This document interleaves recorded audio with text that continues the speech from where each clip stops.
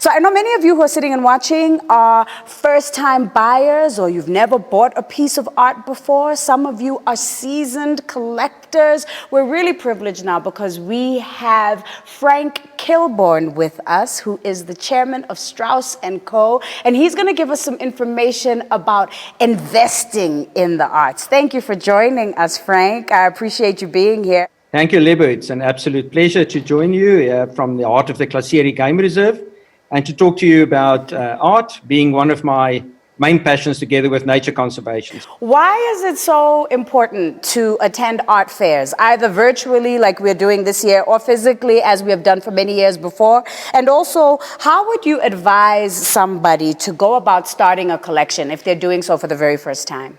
Like any other form of investment that you want to make, you need to do your homework when you start collecting art. So from that point of view, there's a lot of similarities between the amount of work you need to do to educate yourself about the investment you want to make as you would do for any other investment. Art is just a lot more fun and much cooler than most other types of investment you can make.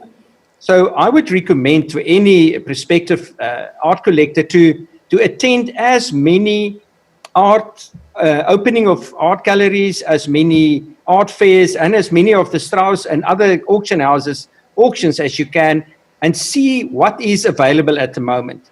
In the process of collecting art, one is often very much tempted to either buy the cheapest work that you can find, or you have aspirations to buy something really expensive and you wait years before you purchase that work. Whereas in the meantime, if you attend all these and you educate yourself and you start engaging with the galleries and with artists and other people in the art ecosystem, you will develop your own taste and a much better feel for what you really like. Because what is very, very important in art is that you buy something at the right price from an artist that you admire and that you really, really like. Because art has the capacity to transform your life. It shows up the best in yourself as well as the best in the person who created it. So it's important to take your time, do your homework, and buy at a reputable dealer the really works that's going to enlighten your life for a long time. So do your homework. I like that answer, do your homework and make the effort to engage with the art world. But for somebody who has never been to a gallery or who's looking at this vast, complicated world from the outside for the very first time, could you give us a sense of the lay of the land? Tell us how the global art market functions.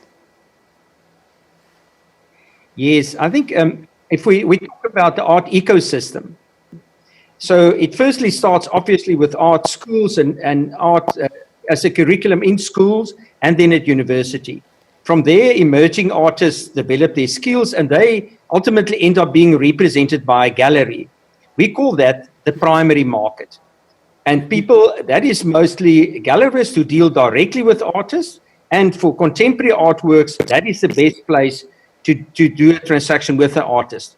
Most artists try and form a relationship with the gallery, and that's very important. But many artists are not able to do so, and they find other ways to advertise their works. So once you've purchased the work, it's obviously very important for you to be able to sell it afterwards, and that is where the auction market comes in. The auction market deals what we call the secondary market, deals with works of art that's already been purchased by somebody who now wants to change and maybe buy something else or liquidate that investment, and they then go to an auction house. So you need to engage with both aspects, on the selling side. So it's important that you educate yourself about that. And then, as I said, the windows to the world for many artists are places such as art fairs. And, and the Turbine Art Fair plays a very important role in that regard because it's very much focused on emerging artists and on works that are affordable. So you get a fantastic opportunity in an informal setting to see artworks represented by both the very well-established galleries and some of the emerging galleries. And you can really have an incredible choice in one evening. And if you start engaging with the various people, you'll get a strong feel for what you like and what an appropriate value for that artwork is. You spoke a little bit earlier about the importance of personal satisfaction when it comes to buying a piece of art. So can you talk to us about some of the emotional experiences that being a collector has given to you and your family over the years? Yeah, I think we grew up as many traditional South African families with some art in the house, but not necessarily an enormous amount. And at time at university, I was fortunate to have met and engaged with a number of artists, and it really stimulated my interest in art.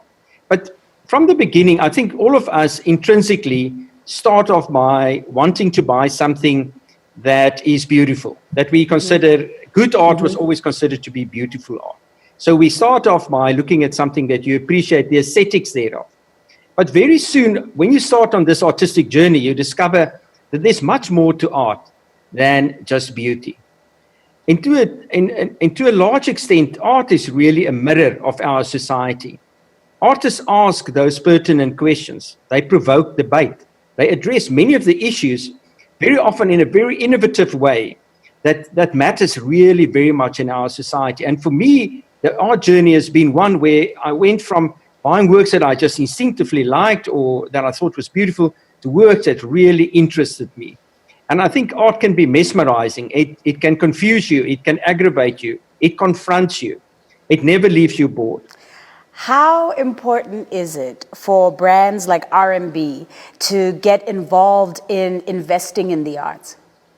So in the end of the day, we have to understand there are an incredible number of people behind the art industry, and they also need support in these times. So it's very, very important that established brands find a way to support the artistic output in South Africa. And much more than that, on a philosophical way, if you think about it, what does artists do? Artists solve problems. They present solutions to problems of how to represent something, how to represent an issue. What does merchant banks like RMB do? They solve problems for people. They provide solutions. They promote creativity. So problem solving and the promotion of creativity and a creative way of dealing with issues in our country is absolutely critical. And that lies at the heart of the arts. And that's why I think it makes perfect sense for a bank like RMB to be involved in something like this. Not only because it financially will support artists and enable more people to get exposed to art and so change their lives. I'm so glad you said that, because this is an unprecedented time. It's an extraordinarily challenging time. Many people have seen their lives turned upside down and our finances turned upside down. So for people who are wary of investing in art at a time like this, how would you justify spending money on a beautiful piece of art at a time like this? Well, it is obviously a very pertinent question, but I can maybe answer it to you in this way. Firstly, we must remember that art has been a form of investment for centuries. So it's been around for a long, long time. And so there's nothing new about investing in art in good and in bad times. Secondly, the artists don't just exist in the good times. They exist and must make a living in the bad times, and often even more so. So if you then look at the value of art as an alternative asset class, that has really been demonstrated over the years. And I would never like to go out and say that you should only buy art because of the investment potential. But it is very important to know that if you buy high quality art at the right price, that it does retain its value. And in the process, as I said earlier, will enrich your life in many other ways as well. So in these times, I think it's even more important that we turn to support not only the artists, but also to get access to an asset class that is not correlated to the stock market. If you look at the performance this year of Strauss & Company, at the beginning of the year, we were extremely concerned about the impact of the COVID-19 and everything on our business. But it actually transpired that the demand for art was significantly higher than we anticipated. Wow. Yes, we sold almost 200 million rand worth of art up to now this year. And almost 78% of everything we put on auction. There is something, I would hope to say, beautiful about people's decision to still support the arts in these times. And I think there's obviously people with the feeling that to buy into an asset class at this time with lasting value such as art, this is most probably good timing. So yes, I believe you can justify it on many grounds why to invest in art now. Thank you so much for sharing all of this great information with us, Frank. We appreciate it. Thank you for your contribution to the RMB Turbine Art Fair launch this evening.